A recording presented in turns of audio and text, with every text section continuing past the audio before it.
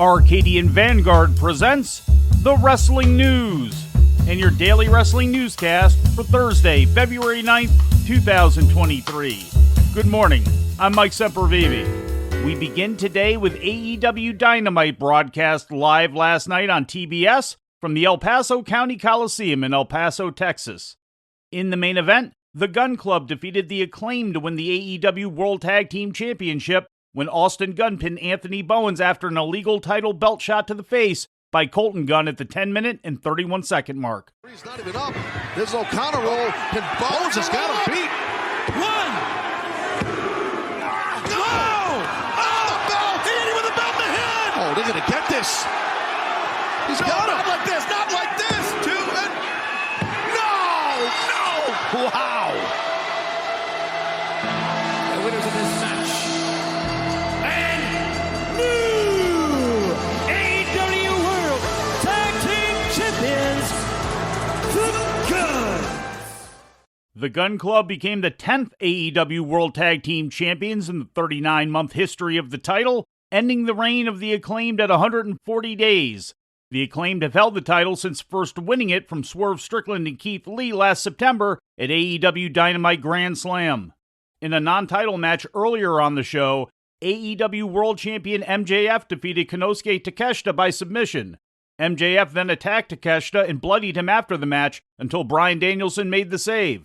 Later in the evening, it was Danielson who was bloodied by MJF when the World Champion attacked Danielson following his match with Rush.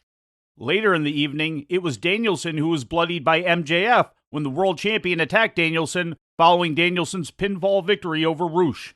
AEW World Women's Champion Jamie Hayter also emerged victorious in a non-title match, defeating the Bunny. The Elite were successful in their second defense of the World Trios title, besting the team of Top Flight and AR Fox when Kenny Omega pinned Fox.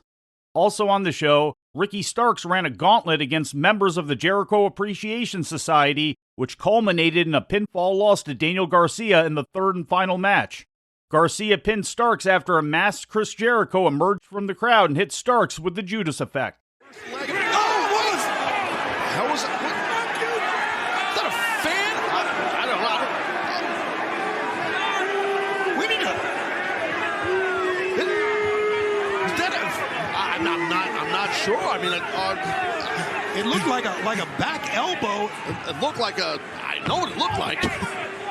Yeah, but when he spun, and now look at Garcia. The roll up, and that is it.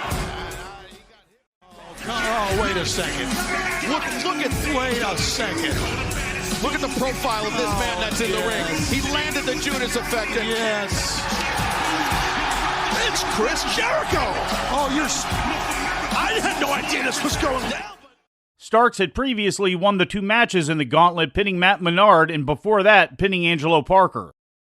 More information on the condition of Jerry Lawler. An update on Lawler's Twitter account yesterday confirmed that he suffered a massive stroke Monday afternoon and is recovering in a hospital in Fort Myers, Florida. His speech was reported as limited, but he is expected to make a full recovery with rehabilitation. The tweet was the first public statement sent out by Lawler since the incident.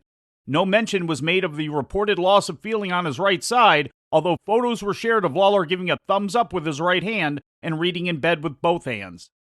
In ratings news, NXT this week drew its lowest total viewership in 2 months and its lowest rating in the key 18 to 49-year-old demographic since last June, according to Showbuzz Daily. A total of 562,000 people tuned into USA Network last Tuesday night, down 4.25% from last week's audience of 587,000.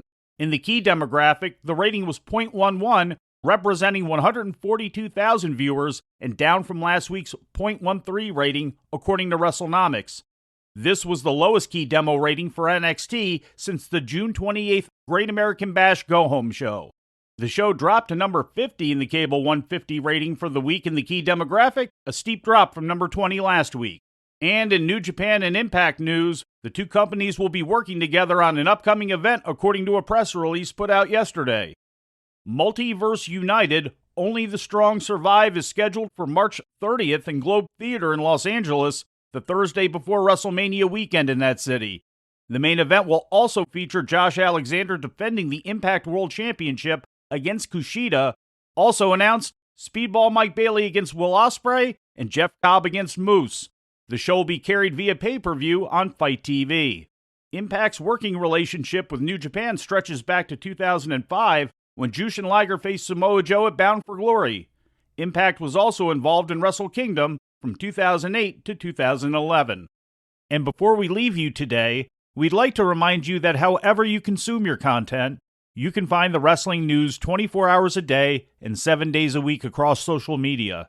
On Twitter, follow us at Wrestling News AV. Our Facebook page is also Wrestling News AV. The Wrestling News can also be found on the Arcadian Vanguard YouTube page. And for those who utilize Amazon Echo devices, just tell Alexa to play the Wrestling News podcast.